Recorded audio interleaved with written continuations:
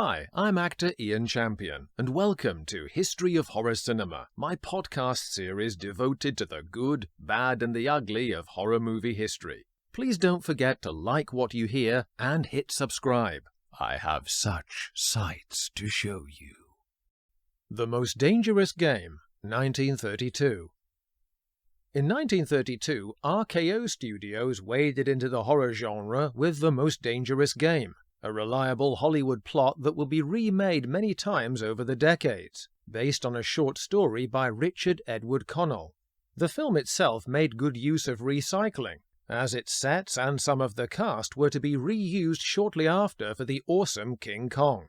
Mixing a sinister atmosphere with action thriller overtones, the film details the evil game played by an insane Russian count, Leslie Banks, who ensnares shipwrecked survivors onto his island in order to hunt them to death for his own sickening sport.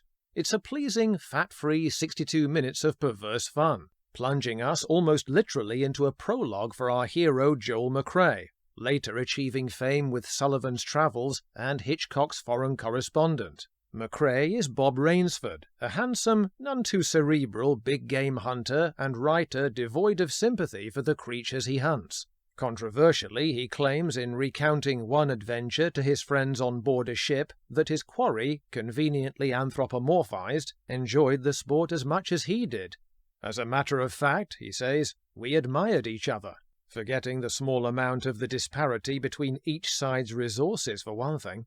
Rainsford sees society as made up of either being the hunter or the hunted, and soon he will get to test that hypothesis from the other side.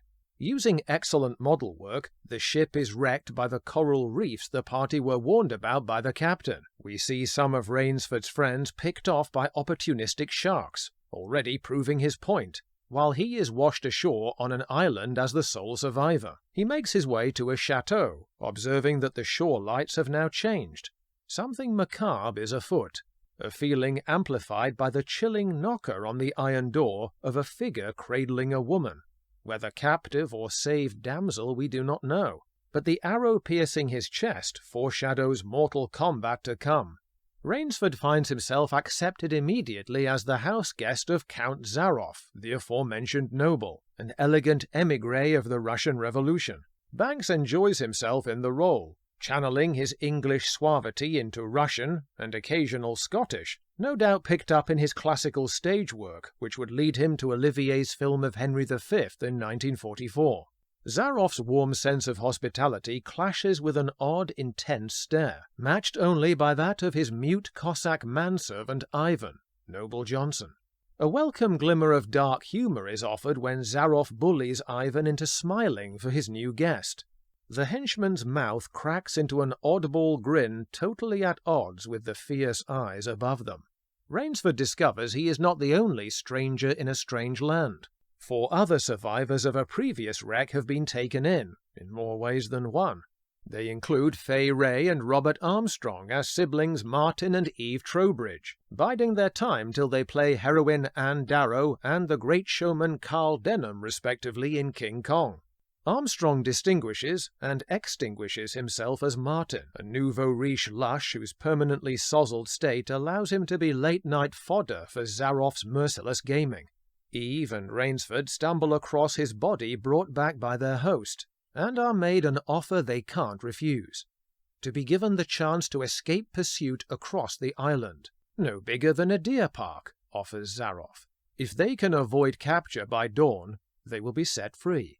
In Zaroff's world, the most dangerous game is not the animal, but the human. The scene is set for an engrossing last-act game of cat and mouse, whereby all of Rainsford's experience at setting animal traps is easily dodged by the supremely confident Zaroff, across lushly furnished jungle sets.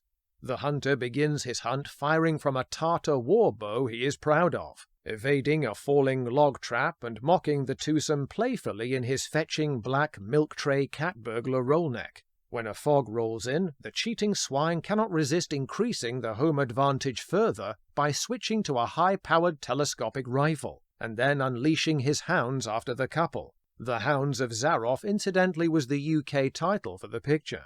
King Kong fans will recognize the log across the ravine that would figure in a memorable fight scene in that movie. Rainsford sees the slavering dogs below and grows enough of a sudden conscience to ruefully observe of his former sports victims, "I know how they feel." Finally, Zaroff gets his comeuppance in battle after thinking his attack pooches have dispatched Rainsford off a cliff. Even at the last dying breath, he tries in vain to still be the big game hunter. The Most Dangerous Game benefits from its lean construction and execution by Ernest P. Schoedsack as writer and co-director, with Irving Pitchell.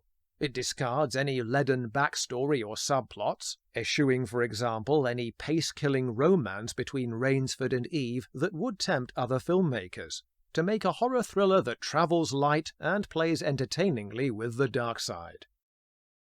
Thanks for listening. And if you like what you've just heard, don't forget to click so, and please hit subscribe. If you build it, they will come.